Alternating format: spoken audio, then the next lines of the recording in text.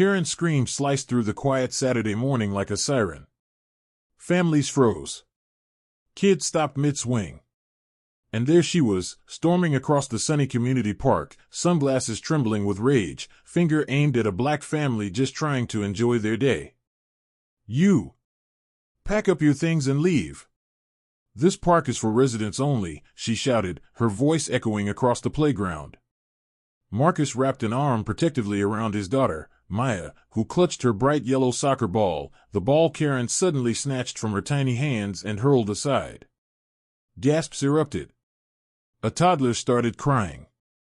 Even the birds seemed to stop. Karen stepped closer, phone in hand, recording like she'd caught criminals. "You don't live here. I know you don't. And I'm calling security right now."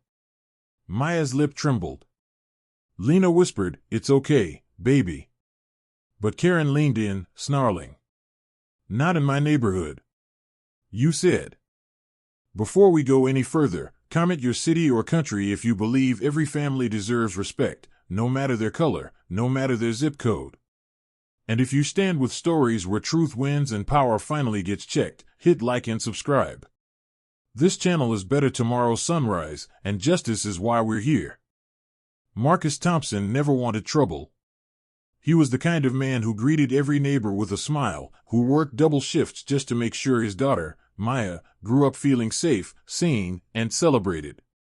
When he and his wife Lena finally saved enough to move into this quiet suburban neighborhood, he believed they were giving Maya the kind of childhood he never had: wide parks, clean sidewalks, and a place where she could run without looking over her shoulder. The park quickly became Maya's favorite spot.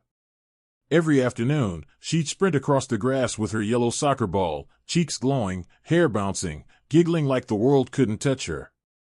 For Marcus and Lena, those moments were everything, a reminder of why they worked so hard. But not everyone welcomed them. Karen lived 3 houses away. For weeks, she'd watched them from her porch, arms crossed, lips tight, memorizing their routines like she was collecting evidence for a case no one asked her to build.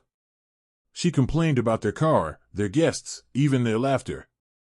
Still, the Thompsons tried to stay positive. "It's just one person," Marcus would say, kissing Lena's forehead. "Maya deserves joy, not fear." But earlier that morning, Karen overheard an older neighbor mutter, "People like them don't belong here." A small comment, but it lit a fuse inside her. Now that fuse had exploded in the middle of the park, right in front of Maya. And in that moment, Marcus realized something painful. The very place they moved to for peace was turning into the battleground they'd hoped to escape. Their dignity, their safety, their right to simply exist, all of it was suddenly at stake. Karen's voice cut through the air again as she jabbed at her phone. "I'm calling park security. They'll handle this." Marcus held Maya close, his hand steady even as his jaw tightened. "Ma'am, we live here," he said calmly. "We've lived here for months."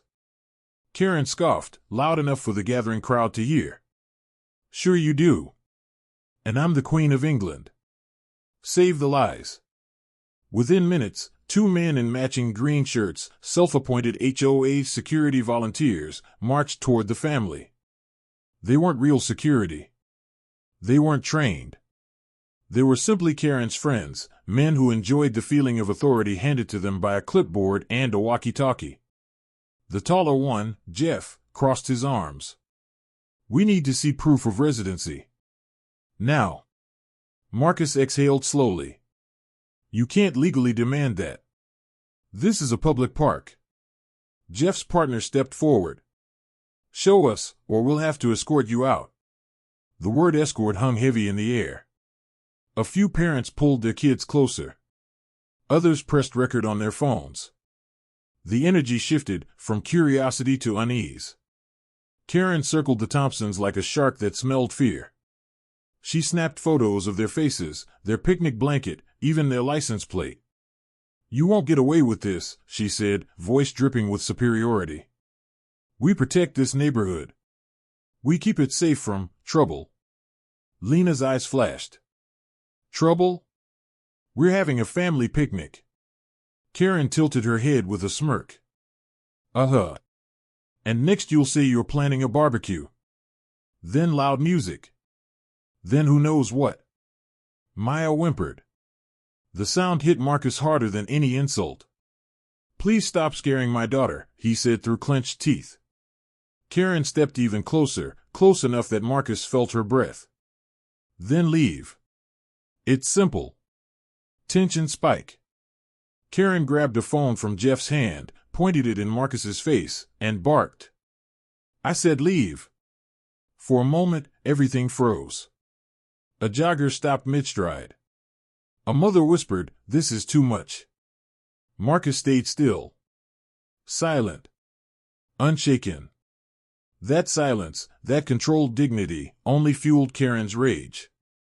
Jeff motioned toward them. All right, guys. Let's pack it up. You're not on the HOA resident list.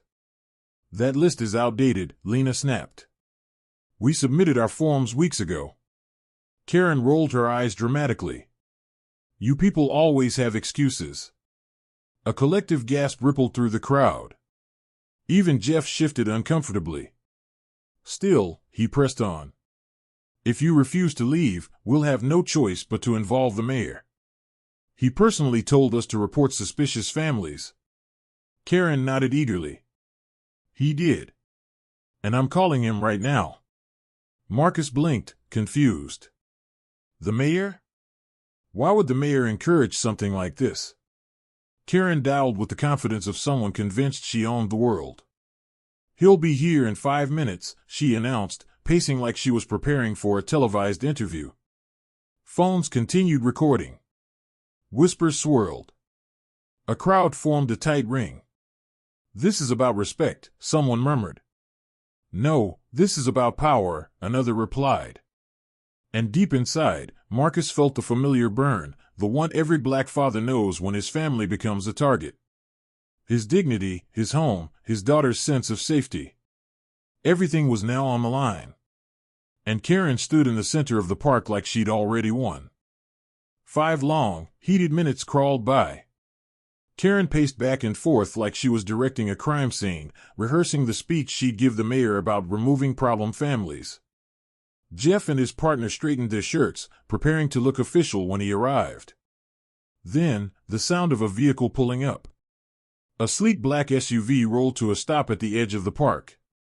The crowd parted. Phones rose higher. Whispers rippled like wind through tall grass.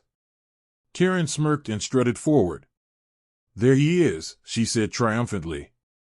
Finally, someone with real authority. The SUV door opened. And Mayor Anthony Caldwell stepped out, tall, composed, face firm with purpose. Karen marched toward him, finger ready to point at the Thompsons. Mr. Mayor, thank goodness you're here. We have a family trespassing, refusing to show. But the mayor didn't even glance at her.